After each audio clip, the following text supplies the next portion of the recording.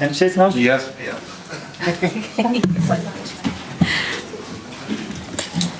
Hello, everyone. We're ready. Dharma shall kick us off. Thank you. Mikel, Hello. can we start with any fresh injury concerns, if any, after the City game? Yeah.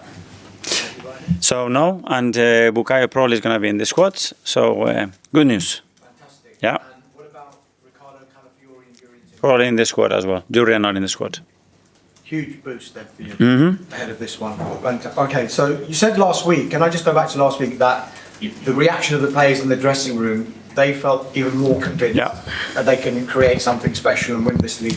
What did you see then and this week that maybe has reinforced that idea within yourself? The same, that the energy raised, the belief raised, I think the clarity, what we have to do, it cannot be better. 5 games to go. Tomorrow, game 1, all in. Let's go for it. The latest Opta supercomputer results are out. Okay. They say that Arsenal have a 65.51% chance of winning the title. What is Mikel Arteta's supercomputer saying? Win tomorrow. Game 1, win, and then we'll be much closer. Do you have that belief? What's the belief in your supercomputer saying?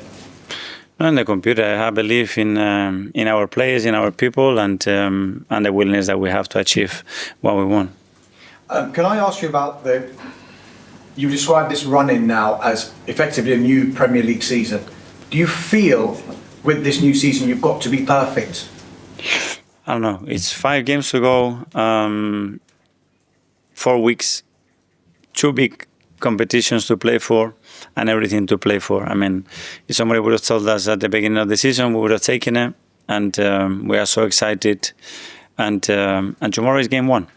If both teams were to do it and win all of their remaining 5 games, it's going to come down to goal difference, maybe even goals scored. With that in mind, does that change any part of your approach and maybe team selections as well, because of the fact that you might need to score more goals than just simply winning a game?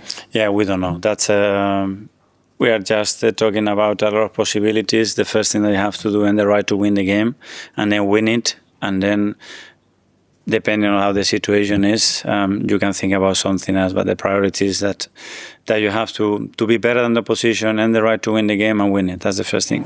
There have been so many crazy finishes in Premier League history. There's also been one in Scotland as well, in particular. Let me take you back to 2003. I'm sure you might remember this because Rangers and Celtic were fighting for the title, and a certain Mikel Arteta scored. When I was playing, yeah. And the celebrations were just incredible. Can you just give us an idea what your memories are of that particular moment, and if you can bottle it and relay some of that feeling to your players? Well, yeah, we were fighting with Celtic for 10 months. We go to the last kick of the game, minute 96 at home. We needed to score a goal, and I took the penalty, and we won the league by 1 goal difference. That was it. But I mean, can you elaborate a little bit on the feeling that you had, and maybe? It doesn't get better than that. I mean, it's and it went the right way, and one of the best feelings I had in my career, because when you have to earn it so much and when everything is on the line and so undecisive, when you win it, it's even more special. You say everything on the line. Is that something that you can relate and maybe you have those emotions with your squad currently, because everything is on the line again, isn't it? Yeah, you have to put everything into it. That's what I said, is all in. You know, when you're going to play now those 5 games that start tomorrow, everything that you have to put it on the table, and you have to make it happen. That's clear. Final one from me, Mikel. I'm sure you saw the news with Chelsea and the sacking of Liam Rossi. Could I just get your reaction to that? Were you surprised, and does it make you even more grateful to be working at a club where you're shown so much support? Yeah, well, it's always sad to see a colleague leave a club, and especially when we are so close to the season. At the end, the clubs are here and they started to make decisions. We know the scrutiny and the demands on our jobs, and we know that the only thing that matters at the end is winning a lot of football matches. That's it. Thank you.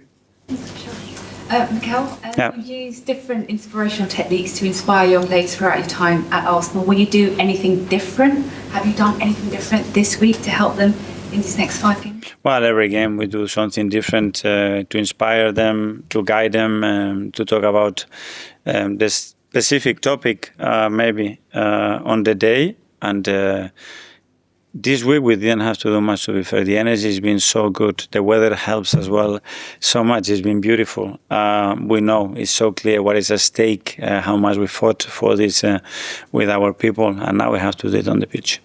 I wanted to ask about Martin Zubimendi, because if he plays tomorrow, he'll make his 50th appearance for Arsenal in all competitions. So I was at the Bournemouth game, and there was a moment that went viral afterwards of him being consoled by his teammates. And then again, after the Sporting game, when he got the player of the match award, all the players ran to him and were hugging him, congratulating him. I just wanted to get a sense of what his relationship with the players within the squad is like. And, you know, has he gone through highs and lows recently? Because he plays a lot of minutes, and we see these moments sort of separately within games. And, you know, fans are left wondering what is going on with Martin Zubimendi. How is he? Yeah, he's very good. I mean, to play 50 games for us in your first season at the level that he's done and the amount of games that we won, you have to do things in an exceptional way. He's very much liked by everybody. You can sense that if you go back to clips in September, October, November. I can show you when he scored goals or assists or whatever. The reaction and how he feels with his teammates is so good, and we are blessed to have him. In terms of your opponents tomorrow, Newcastle, obviously they've been on a really rough run, 8 losses in 11 Premier League games. Have you been surprised to see their form? Well, we know the difficulty of the league. I'm very clear that the ability and the quality of Newcastle, what Eddie has done with that team and continues to do, we know how tough the opponent is going to be tomorrow. We have to be at our best. If we do that, we're going to have a big chance to win it. Ian Talksport. Hi, Mikel. How are you? Very good, thank you. You said earlier it's time to go all in. It's time to really go for it. Does that mean next 5 games your team may be playing with a little bit more freedom than they would have done up to this point of the season, because goals could be so important? I don't know. It's the goals for, goals against. I think it's going to be a balance of that, like it's been all season. That's why the goal difference between the two teams is it's so small. So yeah. First of all, as I said, very clear what we have to do to win the game, to earn the right to win the game, to compete and be better than the opponent. The rest will come. Yeah, like with City 1-1-0, there kind of was a feeling that, yeah, they won 1-0 to get 3 points, but actually that wasn't a good result. 3, 4, 5 would have been a much better result. Is that how a manager sees things?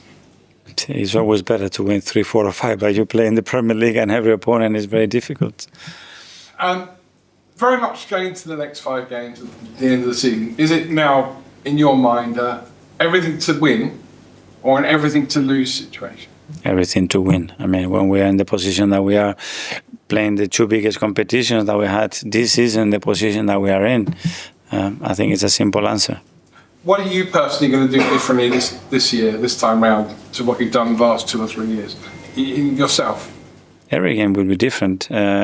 Focus on the priorities and the things that we can do to help the players arrive in the best state possible with the team. Make sure that we have all the players available, which is one of the most important things, and a big lesson that we learn from it, and give them confidence, trust and belief that we're going to do it. That's it.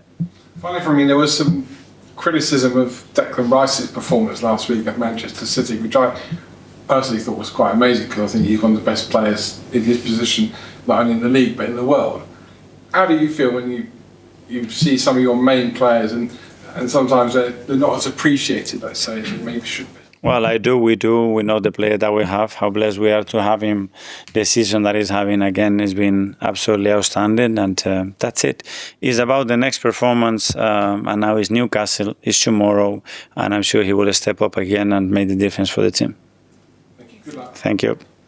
Hi, Mikel. Hi. When you mentioned the new league phrase after the City game, did you see that almost as a mental thing? Sorry, my voice is...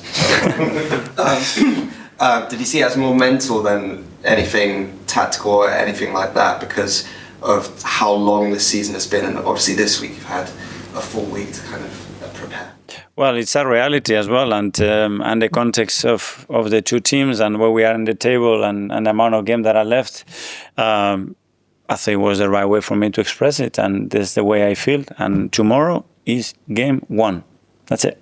And with Bukayo, you mentioned, I think, a couple of weeks ago, how he deals with injuries. He feels frustrated, but he wants to solve those problems really quickly.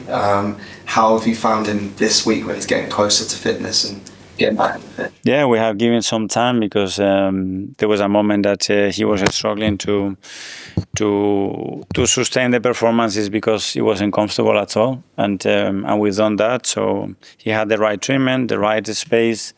He has some time as well for himself, and now it's the most important part of the season, and he's back with us. Is that time for himself something you think is quite important? Because I think maybe this time last year when he had the hamstring injury, he went on holiday, that you said he had to go on. Well, because it was a long-term injury. Now, time on himself. That I mean that you are not connected with the team every day. So I think it was a good memory for him as well to reflect on that, to have some peace, because we've been constantly asking and demanding him, and it was a moment to say, okay, now when you feel ready, let us know and we go for it. Mikel, is there any psychological impact of being second? No, for me no. Because everyone talks about how long we've been at the top of the table. Is it, when you talk about this being game 1, is that the idea to reset and almost ignore the fact? No, because before the psychological effect was that we were getting chased for many months. So what is better, what is worse? At the end, we know what is the best thing? Win the next game. So if you need the psychological effect, is stop, regardless of where you are, because you win the game. And then you've talked a lot about availability being really important at this stage of the season. Do you find if you get into that point now, Bukayo coming back, Kai coming back, Bruce's a couple out, but you've got the vast majority? I hope now we need to get the best version out of them. So being available is not enough. Being available with your best version is what we need in this state of the season. But at least they are with us. They make us certainly stronger. We miss them. And now all the players as well, that they just come back as well. They're going to have more games, more minutes. And hopefully we will see better performance as well. It's a bit premature to say that. He's evolving really well. He's really pushing every boundary that he possibly can, but it's a bit early to answer that question. Hi, Mikel. Hi. After the game on Sunday, the cameras caught Declan Rice saying to Martin Odegaard, "It's not done, it's not done." I just wanted to know what your message has been to the players this week, considering all the outside noise that's obviously come with Sunday. Everything to play for. Go and grab it. That's it. It's there to grab it, and we need to do it. Results-wise, is it now a case of we need to win every single game now, and maybe can't have any more slip-ups? It has game 1. We need to win the next game. That's the most important thing. That's the only thing we can control: our performance, our mindset, attitude towards the game tomorrow against Newcastle, and that's the only thing that matters. Thank you. Thank you. Hi Miguel. On Sunday you started with Ebbs and Martin and Kai, and we've not seen that kind of triumvirate, if you like, together. Just kind of curious on how you saw those three working together, and if it's something that you see as kind of a future. Yeah, there is so many combinations that we haven't seen all season, unfortunately, because we had so many situations. But the more we see certain connections, I think the better we're going to be. There were a lot of things that I liked. There are certain things, obviously, we have to improve, but there are a lot of things that I really liked in the game. Hi, Mikel. Hi. On Sunday, we saw Kai Havertz play up front, and he put in a really good performance. The team felt really connected. Obviously, Viktor Gyokeres has had a wonderful season as well with 18 goals. Can you just speak on what you think the difference is between the two in terms of how they bring the team together and what they offer you? Well, very different profiles, but as well very different games. The Man City game demanded something very different to the Bournemouth game. As well, it's not about comparing, it's having two very different profiles that make the team really, really strong, and we have to use it in the right way to win games. That's it. Thank you. Can I ask about Riccardo? He's obviously had a lot of injury problems in his career, even before he joined Arsenal. Is that a situation where he's sort of so unique and offers so much to the team that you accept it is almost worth the frustration of knowing he'll miss? You accept certain situations because it is what it is, but we are trying to to implement a lot of things to give ourselves a better chance. It's been much better this season than it was in the previous season. He was really unlucky with the previous season that he had last year as well. So, yeah, he's putting so much into it as well, and hopefully we can maintain him fit. Thank you. Last one from Phil at the back before we go to 10:30. I was just going to ask about those Declan comments again, Mikel. Just how encouraging was it to see that when he was sort of saying it's not done, and his mind, the mindset had already shifted to after that? Well, because we know, I mean, we've been there, and it's very clear that there's still everything to play for. 5 games is there to take it, and we need to go and grab it. I think it's very simple. Obviously, him coming back can be so crucial for you guys. He must be chomping at the bit to get going because he's missed such a crucial period. How's Ian himself? Is he looking forward to getting stuck in? He was in great spirit today. You can see that the sun is shining, and that he's back with the team because he had a different energy. He's been through a tough period. We certainly missed him, and he's back with us now.